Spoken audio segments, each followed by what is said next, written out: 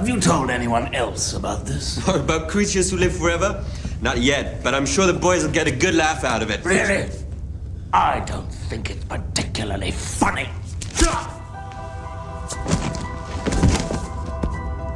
Nino!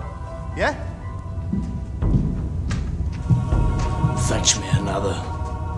This one's broken. Do you realise that Henry Cavill's Highlander Reboot will be the first time that millions of people will be exposed to the world of the immortals? Oh, you should see the look on your face. Therefore, it's a good time to let them and the rest of the planet know why Highlander is the most awesome thing ever.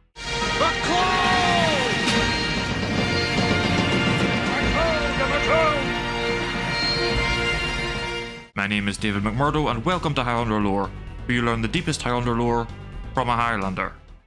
So why exactly is Highlander so awesome? Let's start by considering the core concept. Highlander is about immortals fighting a secret battle throughout history. They can only be killed by decapitation, usually by a sword, at which point the power of the dead immortal flows into the one that slew him in a phenomenon called the quickening.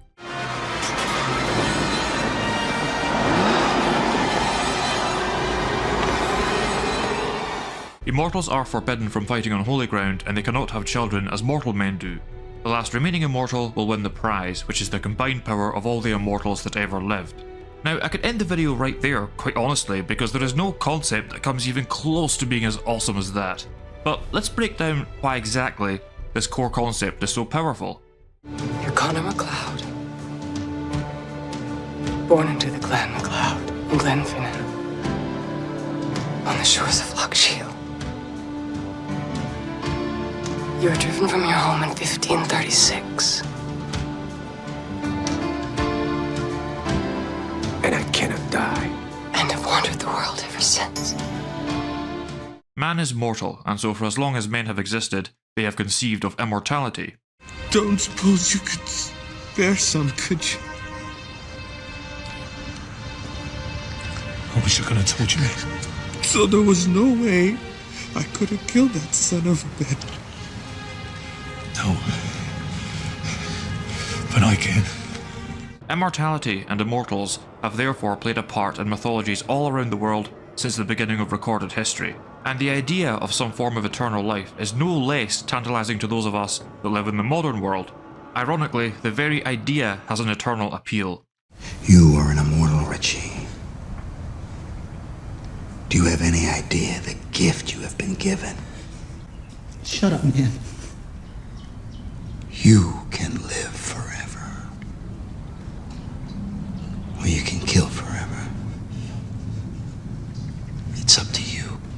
Now, swords can vary greatly, ranging from the bronze swords of the ancient world to the spring carbon steel blades you might buy in the present day, but they always represented a relatively high degree of technological progress, since their creation requires an understanding of metallurgy. But besides it being a sophisticated creation, no weapon has ever been as romanticised as the sword, despite its purpose being to kill. Why are you telling me this? Because I once loved a woman more than life itself. And I watched her die. Unlike me, you have a choice.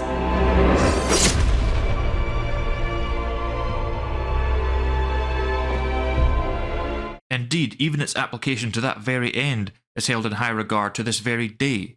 Our ritual combat is my purpose, my reason for being, as it is yours. Come away from holy ground. Killing is not something I take lightly. People will sometimes call for a return to dueling, and when they do so, they never need to clarify that they mean dueling with swords. Despite any logic to the contrary, there yet remains a feeling that sword fights requiring skill on the part of the participants will ultimately conclude in a result that is inherently just. I had to face him and fight the best fight of my life, knowing he'd do the same. Just trust the fates to decide the winner. Trial by combat. Whoever survives is proved right in the eyes of the law. Right, boy. As for the beheadings, there is no more sure and visually clear a way to kill another human being with a sword than by decapitation. For this reason, the removal of the human head by various means and for various reasons is another commonality that we find among the peoples of history. From the headhunters of primitive tribes to the public executions of advanced empires, the removal of the human head has always been understood to be not just a sure way of inflicting death, but also a powerful act of symbology. And so it is among the immortals of Highlander. It's not easy, is it, Dawson? Is it? Taking somebody's head, cutting the head off. The concept of holy ground, conversely, honours the right of every human being to a place of sanctuary, and this is seen especially in the fact that the immortals understand holy ground to be the sacred sites of any group, whether they be Catholic churches, Buddhist shrines, or Native American burial mounds. I know why you chose this place. It's holy ground. That's right. I did ask permission of the old ones to build my cabin here. And finally, we have the phenomenon that occurs when one immortal beheads another, that which is known as the quickening. Now, as Highlander fans, we can debate the exact nature of the quickening and how exactly it empowers the immortals, just as I've done lately on this very channel. But what ultimately matters is that the quickening represents power, and that the prize obtained by the final immortal, by extension, represents ultimate power. And there is nothing more primal, there is nothing that's been sought after more by man throughout time than that. The quickening overpowers me!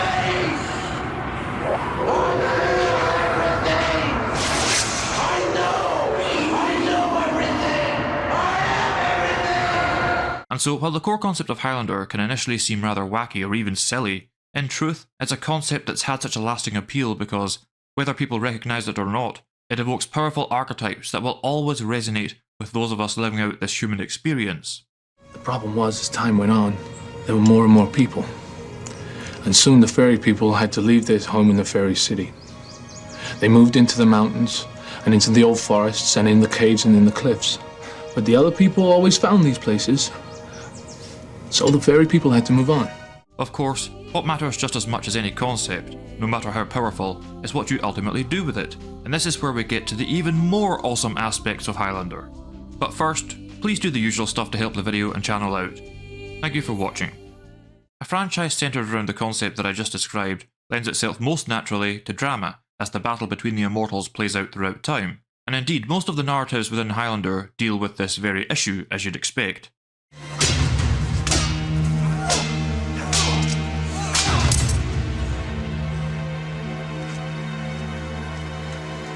There can be only one.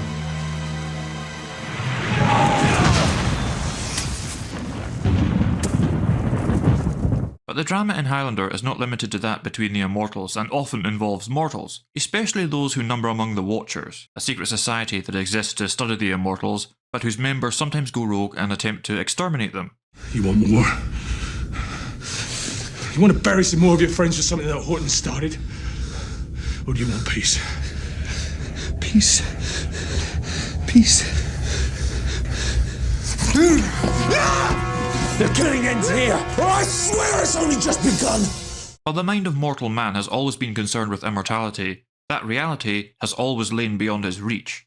You look fantastic.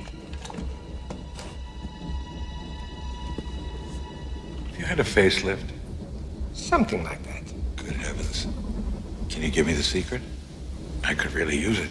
But what gives Highlander its soul are its consistent reflections on what life would actually be like for those to whom it was a reality, particularly in relation to the mortals in their lives. You think it takes courage to do what we do? Face another immortal with a sword, knowing only one of you will live. You try being her! You try living 1 year, knowing that your time is running out. Knowing that when it comes to the final fight, however much you train, whatever tricks you have, you still lose! But Highlander isn't all combat and tragedy. In fact, as mythic as the premise of the franchise is, it also lends itself incredibly well to humour, and not just conflict and pathos. And she knows I'm immortal, but how much do I tell her about my past? Tell it all. I would leave out the part about raping and pillaging when you were one of the 4 horsemen of the apocalypse. I think it would be wrong to confuse it with too much information. Now, a concept that evokes ideas that dwell eternally in the mind and subconscious of man, such as the concept that lies at the heart of Highlander, will obviously exist at ease with other ideas that are similarly timeless. For that reason, many Highlander stories have involved other supernatural elements, such as sorcerers, demons, ghosts, and witches. Just close your eyes. Resist. It's so easy.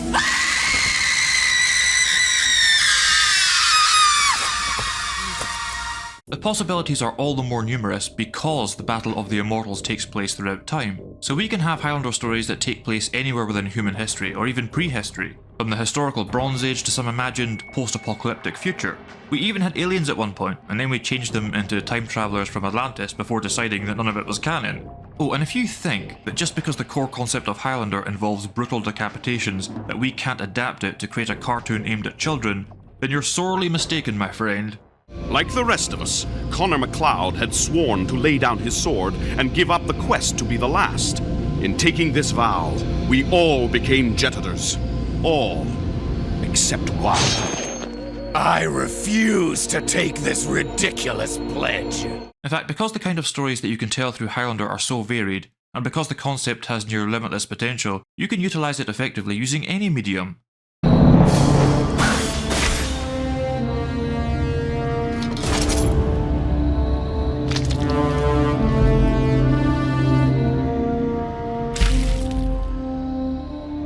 There can be only one. Oh, and the music.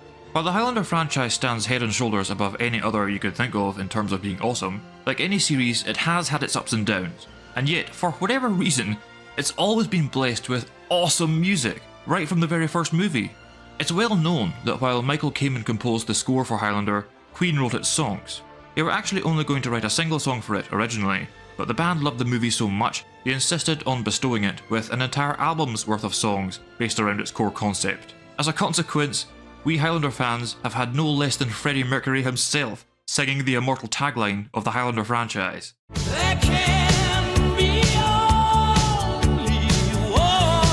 But the music of the Highlander franchise deserves its very own video, and that's the video I'll be working on next. In conclusion, Highlander is and has always been awesome. If you didn't know it before, then you know it now. It's not just a franchise about immortality, it's a franchise that itself is immortal, and its awesomeness will soon be brought to younger generations through Chad Stahelski's Highlander Reboot. It's never over, Connor MacLeod. Living is what matters, and you will live with this. Count on it. So that's all for now. Let me know why you think Highlander is awesome. And remember, in the end, there can be only one.